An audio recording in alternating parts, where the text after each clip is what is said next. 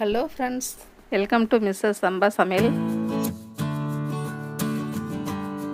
இன்றைக்கி நம்ம என்ன செய்ய போகிறோன்னு பார்த்தீங்கன்னா, குழந்தைங்க விரும்பி சாப்பிடக்கூடிய கோகனட் புட்டிங் தான் செஞ்சு காட்ட போகிறேன். அதுக்கு தேவையான பொருள் பார்த்தீங்கன்னா, தேங்காய் ஒன்று எடுத்து நல்லா திருவி வச்சுருக்கேன். அந்த கருப்பாக இருக்கிற பகுதி இல்லாமல் அந்த வெள்ளையை மட்டும் நல்லா திருவி எடுத்துக்கோங்க.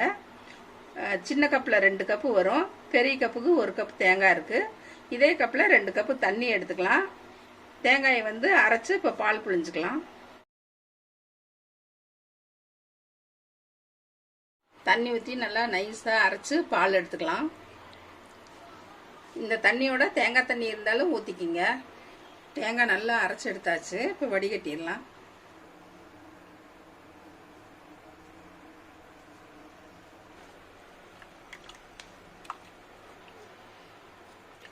சின்ன கப்பில் 2 கப்பு தேங்காய் எடுத்தோம்.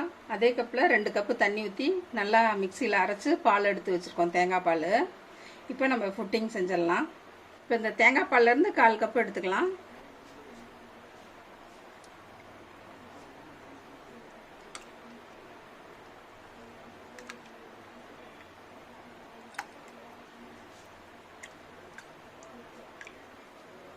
இதில் ஒரு 1/4 கப் கார்ன்ஃப்ளவர் போட்டு கரைச்சி வச்சுக்கலாம்.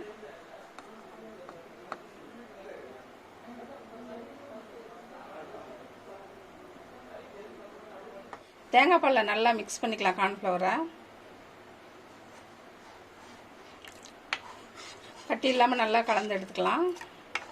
1/4 கப் தேங்காய் பாலில் 1/4 கப் கார்ன்ஃப்ளவர் போட்டு கட்டி இல்லாமல் நல்லா கலந்து எடுத்து வச்சுருக்கோம். அதை அந்த பக்கம் வச்சுட்டு மீதி இருக்க தேங்காய் பாலில் 1/2 கப் சர்க்கரை போட்டு கலந்துடலாம். சர்க்கரை கரையிற அளவுக்கு அரைச்சிக்கலாம். இனிப்பு சரியாக இருக்கான்னு பார்த்துக்குங்க. இந்த இனிப்பு கரெக்டாக இருக்கிறதுக்கு ஒரு பிஞ்சு உப்பு போட்டுக்கிட்டிங்கன்னா டேஸ்ட் நல்லாயிருக்கும். கொஞ்சம் போட்டுடலாம். மீடியம் ஃப்ளேமில் வச்சு நம்ம தேங்காய் பால் ஊற்றிடலாம். கார்ன்ஃப்ளவர் கலந்த மாவு தனியாக இருக்கட்டும், இது கொஞ்சம் நேரம் காய்ச்சிக்கலாம். இந்த பாலை சர்க்கரையெல்லாம் நல்லா கரைஞ்சிருட்டும். அதுக்கப்புறம் நம்ம கார்ன்ஃப்ளவர் கலந்த தேங்காய் பால் ஊற்றிக்கலாம். இந்த தேங்காய் பால் ஓரளவு கொதி வந்ததும் அடுப்பை லோ ஃப்ளேமில் வச்சுக்கோங்க. அந்த தேங்காய் பால் கொதி வந்துருச்சு. இப்போ நம்ம கார்ன்ஃப்ளவர் கலந்த தேங்காய் பாலை ஊற்றிடலாம்.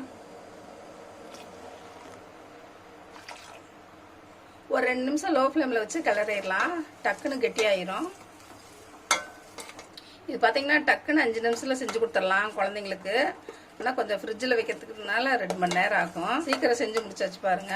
ஒரு 2 நிமிஷம் கிளறினாவே நம்ம புட்டிங் ரெடி ஆயிரும். கட்டி இல்லாமல் நல்லா அப்படி அமுத்திட்டு இது பண்ணிடுங்க. இப்படி லோ ஃப்ளேமில் 2 நிமிஷம் கிளறினீங்க எவ்வளோ திக்காக வந்துடுச்சு பாருங்க. இன்னும் 1 செகண்ட் இருந்ததுன்னா ஆஃப் பண்ணிடலாம் அடுப்பை. போதும், இந்த அளவுக்கு அடுப்பை ஆஃப் பண்ணிடலாம். 2 நிமிஷம் எவ்வளோ கெட்டி ஆயிடுச்சு பாருங்க. இப்போ அடுப்பு ஆஃப் பண்ணியாச்சு. இதை ஆற வச்சு நம்ம ஒரு கிண்ணத்தில் ஊற்றிடலாம். இன்னும் பார்த்தீங்கன்னா இப்படி கொஞ்சம் டிசைன் இருக்க மாதிரி இருந்ததுன்னா நம்ம புட்டிங் செஞ்சு கமுத்தி எடுக்கும்போது அழகாக இருக்கும். அதனால் இது மாதிரி கிண்ணம் எடுத்துருக்கேன். அதில் ஊற்றிடுறேன். நம்ம ஆஃப் பண்ணதும் அப்படியே கூட ஊற்றிக்கலாம். ஊற்றி ஃப்ரிட்ஜில் வச்சிடலாம். ஒரு 2 மணி நேரம் வச்சோம்னா நம்ம புட்டிங் ரெடி ஆயிரும்.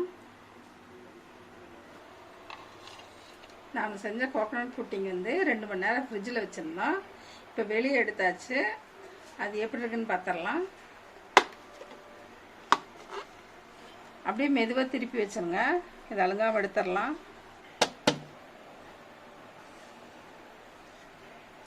ஆஹா, சூப்பராக இருக்குது. குழந்தைங்களாம் பார்த்தா விரும்பி சாப்பிடுவாங்க. தொட்டை எவ்வளோ சாஃப்டாக இருக்குது பாருங்கள். குழந்தைங்களாம் பார்த்தா சாப்பிடணுன்னு கேட்பாங்க. நல்லா சாஃப்டாக இருக்குது. கட் பண்ணி சாப்பிட்டா ரொம்ப டேஸ்ட்டாக இருக்கும்.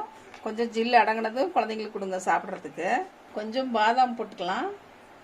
இது கட் பண்ணி சாப்பிடும்போது நல்லாயிருக்கும். குழந்தைங்க விரும்பி சாப்பிடுவாங்க. இது பாதாம் பருப்பு தேவையில்லை. வேணும்னா குழந்தைங்க கேட்டாங்கன்னா போட்டு கொடுங்க. சாப்பிட நல்லா தான் இருக்கும். சும்மா சாப்பிட்டாவே சூப்பராக இருக்கும். இது எப்படி இருக்குன்னு சாப்பிட்டு பார்த்துடலாம்.